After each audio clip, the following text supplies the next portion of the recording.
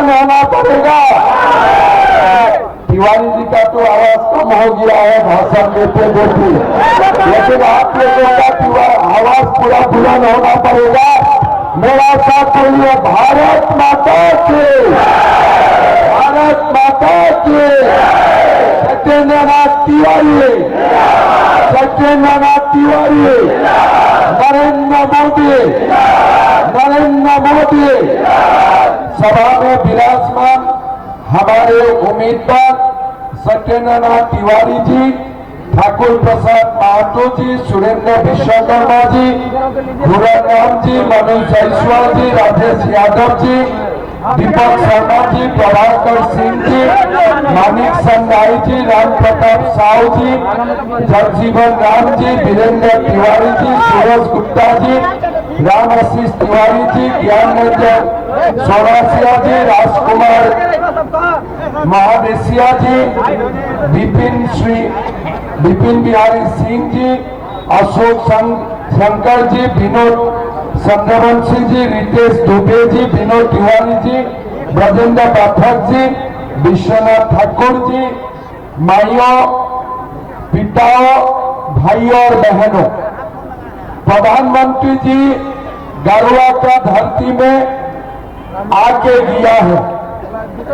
अभी प्रधानमंत्री जी का सम्मान का कारण और पूरा झारखंड बसाने के लिए हमें गरुआ सीट में बीजेपी को जिताना है कि नहीं, जिताना है कि नहीं, ये पक्का मान लो पूरा।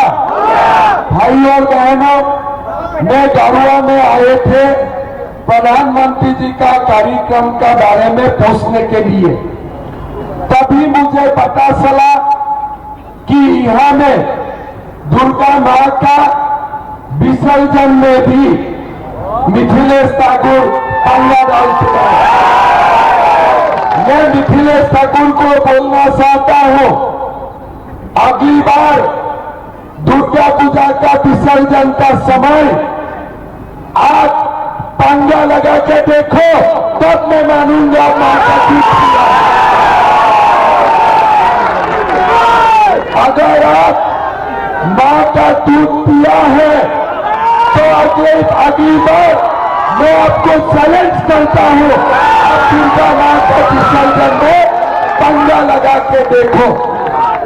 सरकार बीजेपी का आ रहा है, अगली बार मिथिलेश ठाकुर अगर दुर्गा मां का विसर्जन में कुछ भी करने का कोशिश करेगा, धक्का मार के जेल के अंदर। ये सनातनी समाज है, ये देश 5000 सालों से मां का पूजा कर रहा है। मां आते हैं, मिल जाते हैं, समाज को आगे बढ़ने के लिए आशीर्वाद देते हैं। बाबर ने भी कोशिश किया होगा, औरंगजेब ने भी कोशिश किया होगा मां का विसर्जन को बंद करने के लिए। रामनवमी जुलूस मां निकाले, शायद बाबर ने भी कोशिश किए थे, औरंगजेब ने भी कोशिश किए थे। हिंदुओं ने बाबर को हराया, औरंगजेब को भगाया। आप मिथिलेश ठाकुर कौन है, हमें जवाब दो। वो दिन गरुआ का दीपावली का दिन बाजार में गया, मां का मंदिर देखा, गेट बनाया, अपना पैसा है, लेकिन मां का नाम ऊपर होना चाहिए था कि उनका पिता माता का नाम ऊपर होना चाहिए। बताओ, मां का सामने पैसा दिखाते हो, ये तुम्हारा पैसा है, पलामू का बालू का पैसा है, ये पलामू का बालू का पैसा है। क्वेश्चन पेपर लीक करके गलत ढंग से कमाने वाला ये तुम्हारा पैसा है। ये पैसा मोदी जी ने गरीबों का घर में पानी पिलाने के लिए भेजा था और तुमने ये पैसा चोरी किया, डकैती किया।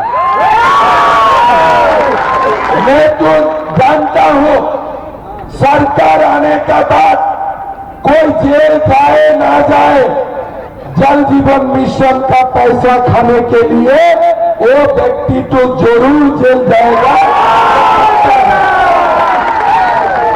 भाइयों और बहनों, ये सरकार कैसा है? 5 लाख नौकरी देने का वादा किया था, किसी को नौकरी मिला है? बरुआ में किसी को नौकरी मिला है?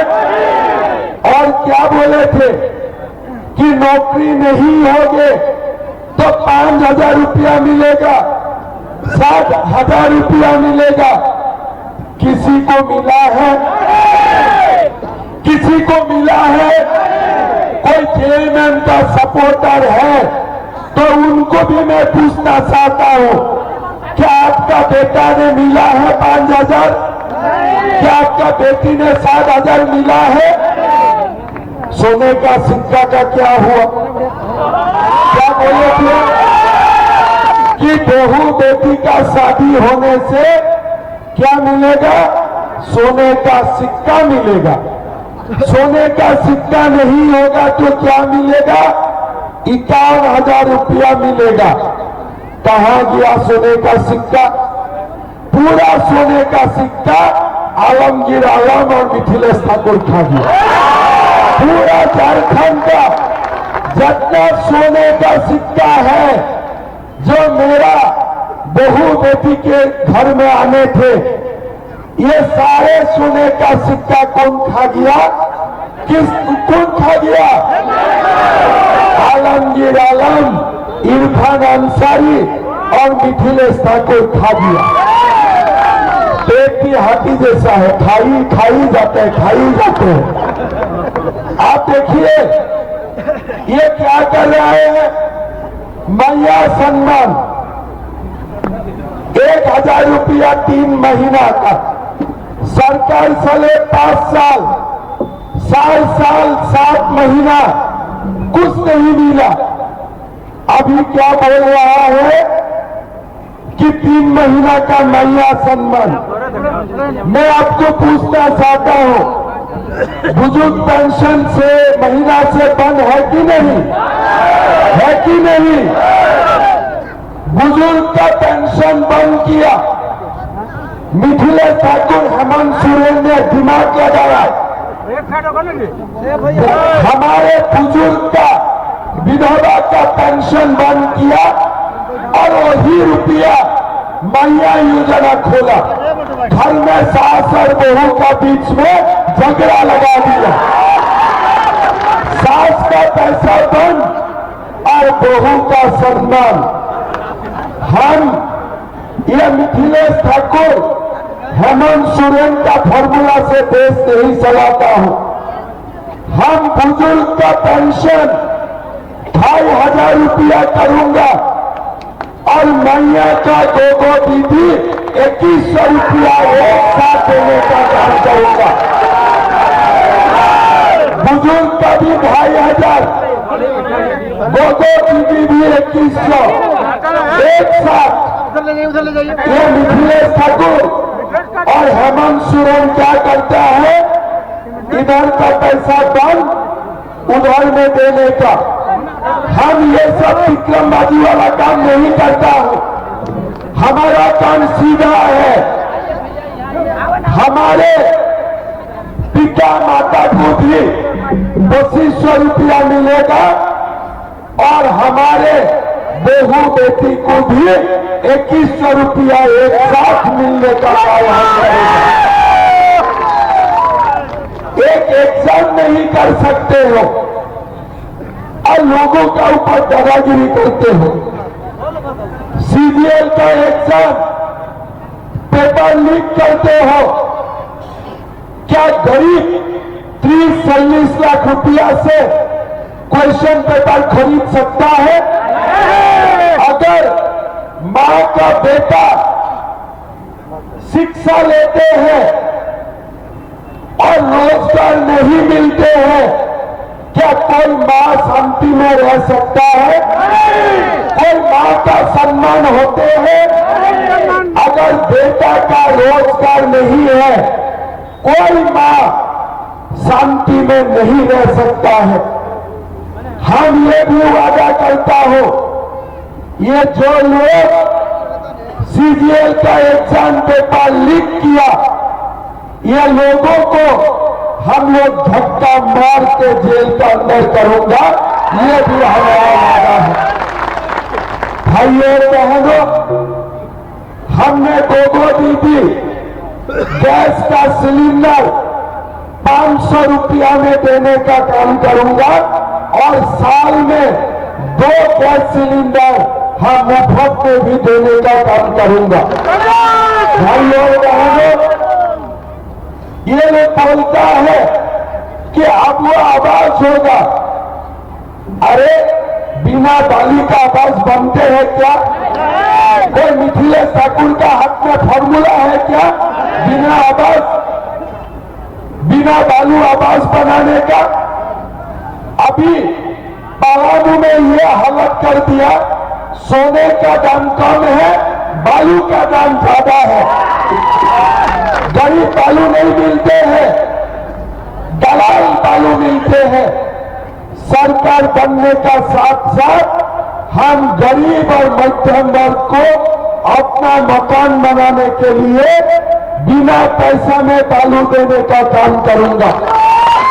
अगर कोई मेरा बेटा बेटी छोटे छोटे ट्रैक्टर में, छोटे छोटे गाड़ी में कोई बालू का काम करते हैं और पुलिस उनमें दखल देने का कोशिश करता है, तो हम पुलिस को भी बोलूंगा कि भैया अभी सरकार मिथिलेश ठाकुर का नहीं है, नरेंद्र मोदी का सरकार है, ये सब नहीं चलेगा।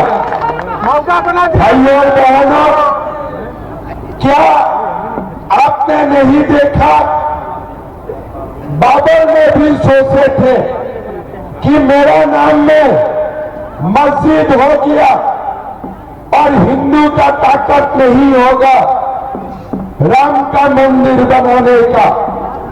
लेकिन हिंदुओं ने 500 साल संघर्ष किया, आखिर हमने राम मंदिर बना के दिखा ही दिया। ये हिंदुओं को बांटने का जो साजिश चल रहा है, घुसपैठियों का वोट में सरकार बनाने का जो षड्यंत्र चल रहा है, संथाल परगना आज साहिबगंज पाकुड़ ये जेएमएम लोग घुसपैठिया लेके आते हैं और ये लोग किसको वोट देते हैं? जेएमएम को।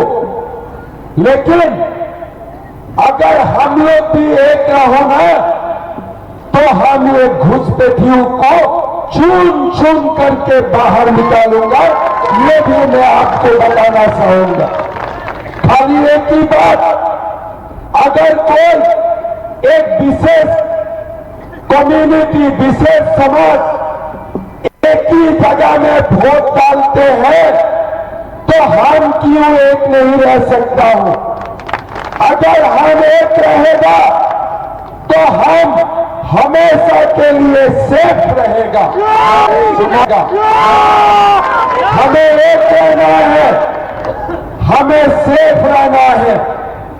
अगर हम एक रहता हो, ये हमारा ऊपर अत्याचार संभव ही नहीं हो सकता है। भाइयों और बहनों, रामनवमी का जुलूस, मां का विसर्जन, आज ये लोग घुसपैठियों को झारखंड का अंदर लाना, ये लोग हमारा मूलभूत, हमारे जो धर्म है, हमारे जो संस्कृति है, ये लोग आज विनाश करने का कोशिश कर रहा है। इस बार अगर ये लोग जीत जाते हैं ना, तो हमारा समाज नहीं रहेगा, हमारा संस्कृति नहीं रहेगा। ये लोग हमें तोड़ तोड़ करके ये लोग हमें खत्म कर देगा। इसीलिए ये चुनाव कोई समाज का चुनाव नहीं है, ये चुनाव कोई वर्ग का चुनाव नहीं है। ये समाज हमें हमारा संस्कृति को बचाने के लिए ये हमारा लड़ाई है, और ये लड़ाई हम लोग सब लोग एक साथ रहकर लड़ेगा। भाई और बहनों, हम झारखंड का लोगों का पीड़ा भी समझता हूं। नौकरी नहीं है, सरकार का अत्याचार, और साथ में हमारे बीच का बहुत लोगों का पैसा सहारा में भी डूब चुका है। किसका किसका पैसा सहारा में डूब चुका है? हाथ उठाइए, हाथ उठाइए। किसी का 10 लाख, किसी का 5 लाख, किसी का 2 लाख।